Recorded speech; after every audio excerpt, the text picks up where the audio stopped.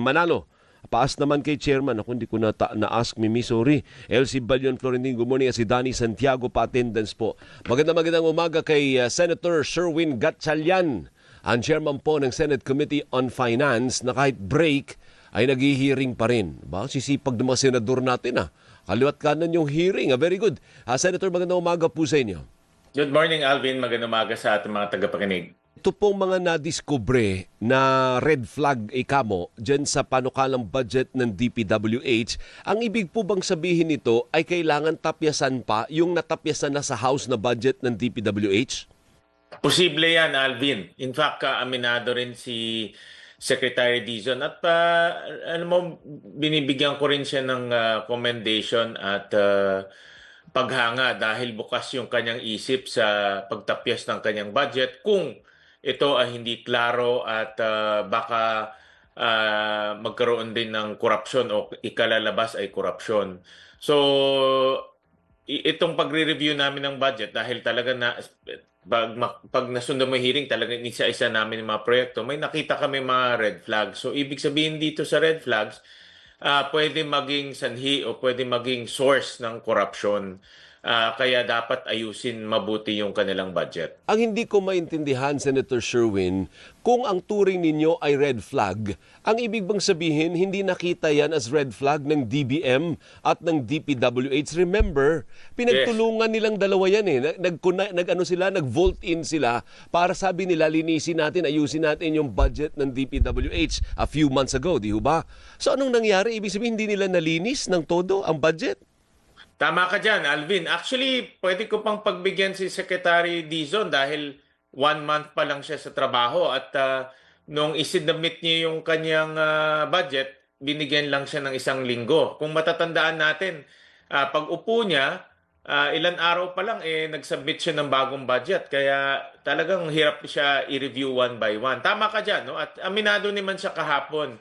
Pero sa DBM, yun ang hindi ko maiintindihan dahil una-una, matagal na yung secretary doon at taon-taon ginagawa nila yan. Kaya tama ka rin at nagkaroon sila ng joint, ng joint team up para i-review itong budget na ito. Nakita ko sa news. Kaya nagtataka pa kami, bakit nakalampas pa ito sa kanila? Like for example, tinignan nga nila yung 2026 budget.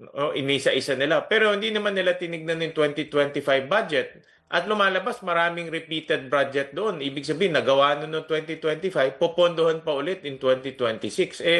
Pag pinondohan mo parehong budget, ang mangyayari dyan, yung district engineer, meron siyang desisyon kung gagawin niya yun o hindi niya gagawin o kung anong gagawin niya. At pwede rin siyang gumawa ng ghost project kung salbahe siya. Kaya nga, so hindi ko lubos maisip, hindi pa tayo natututo, Senator, parang tila baga hindi siniseryoso ang galit ng taong bayan. Hindi ba nila alam na galit na ang taong bayan na posibleng makaapekto sa kanilang principal pag hindi nila inayos ang trabaho nila? Hindi ko magets yun na parang hindi mo siniseryoso na nabubusit na yung taong bayan tapos meron pa rin palang naisingit na mga ganyang kalokohan dyan sa budget? At aminado naman Secretary Dizon kapon, hindi naman kami nagtalo, hindi naman niya kinontest yung mga findings. Sabi niya talagang aminado siya, hindi nila na-review yung 2025 budget. Pero tama ka dyan, no? Para sa akin yung trabaho kabuuan, no? Kasi nga nagkaroon ng partnership ang DPWH at ang DBM, yung pangkabuuan, hindi maayos yung kanilang pagbubusisi ng budget. Dapat ito, lahat, tignan mo. Kami nga 2025 lang dahil konti lang yung tao namin. Kung ako sa kanila, dapat 2024, 2025, 2023, 2024, tignan rin nila. Baka may mga nabuhay na project yan, nagawa na pero nabuhay pa rin. Kasi yan yung mga racket ng mga DPWH, tiwaling DPWH officials binubuhay nila yung patay. So kung hindi nila nakita ang ganyang klase ng red flags sa DPWH project, bakit natin sila pagkakatiwalaan sa unprogram funds? Nasangkaterba rin po, hindi ho ba? Ibig ko sabihin, kung hindi mo ginawa ang trabaho mo para linisin ang DPWH budget na isang departamento lang, bakit ka namin pagkakatiwalaan sa pagmamanage ng unprogram funds na di hamak na mas malaki kaysa sa budget lang ng DPWH? Kahapon nga sa hearing na pinakita namin na yung 2023 ang unprogram sa DPWH mga 25 flood control galing sa unprogram ay 25 billion. Noong 2024 lumobot ng 85 billion. Talagang sinadyang ipalakihin yung kinukuha sa flood control. At sabi nga ni Secretary Dizon na wala namang plano pero pinapalaki yung flood control. So talaga kami dito sa Senado, desidido kami tanggalin yung unprogrammed funds kasi naaabuso siya. Kahit na walang plano, walang master plan, kuha pa rin ang kuha. At pangalawa, yun na nga, kung hindi nila ma-justify yung mga red flags kahapon, tatanggalin namin yung mga projects na yan. Makakasave tayo ng almost 340 billion na pwede natin ilagay sa iba pang mga gamit. So lalabas ngayon, magiging magkano na lang yung budget? Kasi natapyasan na yung budget ng magkano na lang lalabas? Lalabas yan mga siguro more or less mga around 350 billion. From 900 yun, from 900 bababa pa siya to 350. So dati nung nauna yung proposal 900 tinapyasan ng 900 House. something. Oo. Tinapyasan ng House, ngayon tatapyasan din ng Senado. Ang magiging ending niya 300 plus na lang billion. Mga 350. Malinis na 'yon. O meron pa rin chance Malinis hindi. na yun. At least yun, sigurado tayo na hindi na maaabuso yung budget at hindi na magkakaroon ng butas. Ang nangyayari kasi, kung may butas yung budget mismo, bigyan kita halimbawa, Alvin, may mga kalye doon na hindi natin alam gaano kahaba. Hindi natin alam saan itatayo. Nakasulat lang doon anong barangay, anong munisipalidad. Sa laki ng isang munisipalidad o sa lawak ng isang barangay, saan ikakabit, saan lalagay yung kalye? Gaano kahaba yung kalye? So, budget pa lang pwede ng paglaruan. Ay, ibig mo sabihin, Senator, nangyayari yun. parang sinasadya na parang gawing vague para hindi matrace? Sinasadya? Hindi ko lang alam kung sinasadya o hindi sinasadya. Pero sigurado ako na butas yan na pwedeng abusuhin kung yung mga opisyales ay tiwali. Opo. So, pareho din yun sa walang station number. Yun yung hinihingi mo, no? Yun. Wala siyang specific na station number. Parang kung gagawa ka ng kali, alam ba, gagawa ka ng kali, Alvin, kailangan alam mo kung nasaan. Eksakto. Diba? Meron kang coordinates. At alam mo dapat kung gaano kahaba. Pag meron ka na nung dalawang information na yun, tsaka kahihingi ng pondo. Kasi para ma-justify mo kung kailangan talaga yung kalye o gaano kahaba yung kalye. Ito wala, nakasulat lang kalye. May nakita pa nga kami kahapon na construction ng isang multipurpose building 2026, rehabilitation 2026 rin. So ibig sabihin nag-construct ka ng bago, tapos magre-rehabilitate ka ulit ng same building on the same year. Palibasa, Senator, kayo kasi nakatutok din, pero yung ordinaryong mamamayan, wala siyang access sa ganyan eh. Hindi niya alam yan eh. Bayad lang kami ng bayad ng buwis, di ba? Hindi naman namin alam kung ginagamit sa maayos. Actually, ang kagandahan ngayon, Alvin, dahil nga nagkaroon kami ng dito sa Senado, nagkaroon ng concurrent resolution on transparency. Lahat yan ngayon ay available na sa internet. Dati tama ka, no? Dati hindi available yan. Kahit na gusto mong i-review one by one, hindi mo ma-review dahil hindi available. Ngayon, available na siya. Kaya yung may mga engineers or mga kahit na estudyante ka lang, pwede mong puntahan yung website ng Kongreso at ng Senado at i-download yung mga proyekto at doon mo makikita. Okay. Please educate us. Yung sa budget, ano po? Yung buong budget na pinropose ng presidente, ng executive, ano po, hindi yan nababago, Senator, di ba? Ibig sabihin, yung allotment lang ng each departments ang pwede nyong baguhin, ilipat sa ganito, ilipat sa ganyan. Tama, di ba? Tama, correct. So, ang mawawala ngayon sa DPWH, twice nang nawalan yung DPWH from 900, naging 500, ngayon magiging 300, di ba? Saan Correct. mapupunta yon? Saan dapat ilaan? Ilalagay namin, for example, isa sa mga napag-usapan at sumang-ayon din si Secretary Dizon, na starting next year, ang COA magpe-pre-audit na. Pero kailangan ng COA ng 2.7 billion para kumuha ng mas maraming tao. So, kasi ang pre-audit, ibig sabihin, bago bayaran, titignan nila isa-isa. Ngayon, post-audit, bayad na bago nila i-audit. So, ang request ng COA, dagdagan ng 2.7 billion. So, doon kami kukuha. Ita-transfer namin yung mga na save natin sa DPWH papuntang COA.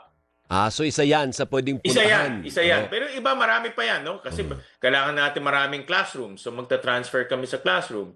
Kailangan natin maraming textbooks. Kailangan mag-transfer tayo sa textbooks. So yung mga nasi-save namin doon, ilalagay namin. So hindi naman siya masasayang, in other words. Opo. Yung binring up po ni Senator Loren Legarda, nakita ko yun sa TikTok, may snippets na gano'n na sabi niya, ano ba ang formula sa pera o budget na napupunta sa flood control project sa kada rehiyon?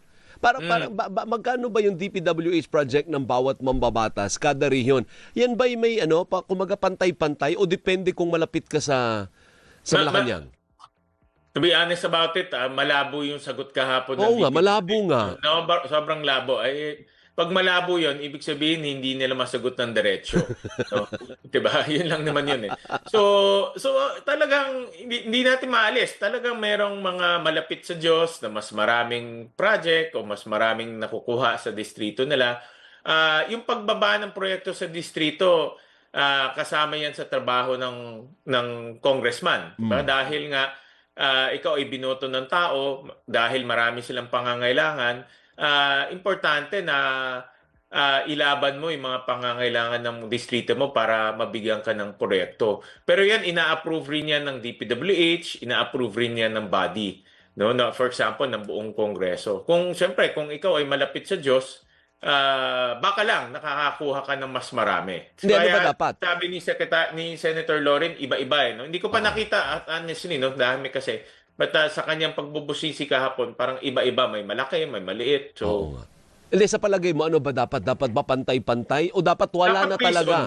Dapat based on need. Let's say, ang isang lugar mas mahirap at mas kailangan niya ng, let's say, mahirap yung lugar. Tapos, maraming magsasaka doon. Hindi kailangan niya ng maraming farm-to-market roads. Bigyan natin ng farm-to-market roads para madala yung kanilang produkto. Dapat para sa akin, based on need.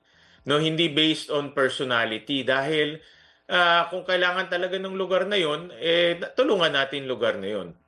Okay, sige. Senator, thank you. Maraming salamat. Thank you, May pabol, one pahabol. Sabi ng isa, hindi daw ba pwede natapyasan natin yung whole budget? Ibig sabihin, ang 2027 budget, hindi pataas. Pababa naman. Kasi it appears na marami naman talagang nasasayang. Ibig sabihin, sa umpisa pa lang, kasi hindi na ngayon natin mababawasan kamo eh. Kung anong proposal ng presidente, yun na yun. Di ba? Yun ang goal ng Senado. Kung yun ang goal namin dito, talagang kung meron kaming nakikitang let's say, hindi naman kailangan o hindi naman klaro o pwede maging dahilan ng corruption o sanhi ng corruption, tatapyasin talaga namin. Hindi, pero i-realign lang po yun. The whole budget will still be the same, right? Ang sinasabi niya, yung budget proposal ng executive, hindi ba pwedeng liitan naman so that ang pressure na mangutang o taasan yung taxes ay hindi ganun katindi? Yes. Kasi utangin naman natin yun eh. Ganun rin. Uunahin muna namin yung pinaka-pangangailangan, let's say nga, yung classrooms, textbooks. Pero pag yan ay napondohan na at base rin sa absorptive capacity, pwede pa tayo magkaroon ng savings. Yung savings na yun, bababa yung ating deficit. Pag bababa yung ating deficit, bababa yung ating utang. So, isa rin sa mga goals namin, pababain yung utang ng pamahalaan. Thank you. Maraming salamat, Senator. Thank you, Thank you po, si Senator Sherwin Gatchalian. Sabi ni Robert Cardinales, yung COA, pre-audit solution by analogy, parang nag-hire ka na maraming doktor para gamutin ang sakit. Dapat talaga preemptive ang approach. Yung birthday cheers to Nemia Arispeloxin from your Lola Dali Cardinales. Wow, ang ganda ng kulay mo, Cynthia. Cynthia, good morning. Ay, Ano sabi mo? ang ganda ng kulay mo, Cynthia. Cynthia. Cynthia? Sino siya yun? Ibig sabihin nun. Cynthia? Sino siya? Sophia! Radyo Patrol, balita alas 7 sa pagbabalik ng Gising Pilipinas!